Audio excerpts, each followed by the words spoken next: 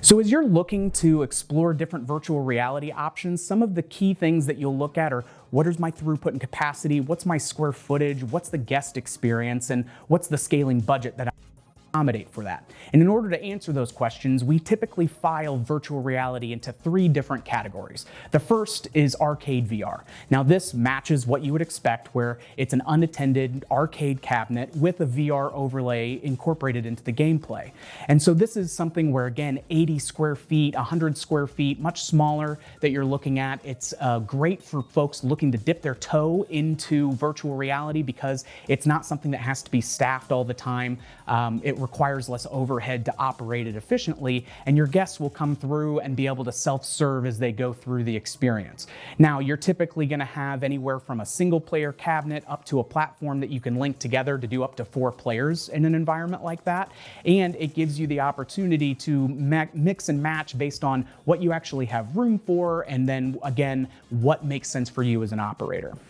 So the second category we have when looking at virtual reality systems is this middle-of-the-road hybrid and motion platform category. And so with these now, we're going to take what was great about the arcade VR piece and take everything up a notch, where our square footage allocation is going to be higher. We're going to be looking at 200 to 500 square feet now for these typical experiences, but we also get more throughput and capacity with it, where we have 4 to 6 players that you'll typically be able to accommodate at one time. Your game length goes up a little bit, around 3 to 6 minutes, but with all of that, you're typically charging 2.5 to 3 times what you would on an arcade VR piece. And all of that comes from the higher level of immersion that you're providing with the motion platforms or the heat or the wind, the more dynamic story games that you can have because it's not an unattended piece, and because it's not unattended, you're going to then have that white glove concierge service with your guests, really ensuring that they're having a great time both before they even start, as they play, and then once they're finished.